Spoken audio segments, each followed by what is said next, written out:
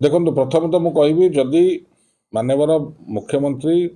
Delegation नहीं कि जदि सिंगापुर जाऊँच ओडिशा को पुंजीनिवेश आने निश्चित भाव में स्वागत योग्य जहाँद्वारा कौन सन्देह ना कि अपर पक्षरे मुख्यमंत्री जदि पुंजीनिवेश सिंगापुर जाऊँच से दायित्व नेवा उचित कि जो माने ओडिशा राज्य सरकार सागर चुक्तिबद्ध अच्छा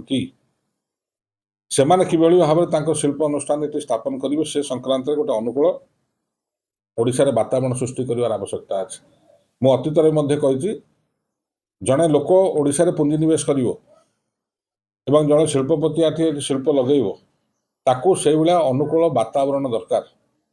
एवं से भाई विश्वास हवा उचित शिल्पपति पुंजीनिवेशकारी राज्य सरकार नीति उपर एवं नैतिकता उपर एवं माननीय मुख्यमंत्री को मुझे जरिया यह अनुरोध करी प्रथम आगे से वातावरण को ठीक करूँ से वातावरण ठीक न होता हेतु आज ओडिशा बड़ शिल्प अनुष्ठान जोटा विगत सरकार रे चुक्तिबद्ध होते आम सांगे ओडिशा राज्य सरकार सांगे से आस्ते आस्ते पलैया को बसिले से संक्रांत माननीय मुख्यमंत्री गुरुत्व सह विचार करने उचित एवं जेहेतु तांकर आम सांगे एमओयू हो से निपन स्टील हो बा जीएसडब्ल्यू हो ये दुईटार मुख्यांश कौन क्या गणमाध्यम दुज विषय प्रकाशित हो खबर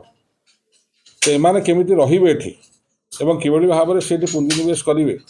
ताकू किभଳି भाव में अनुकूल वातावरण दरकार से संक्रांत मुख्यमंत्री सचेतन होगा उचित।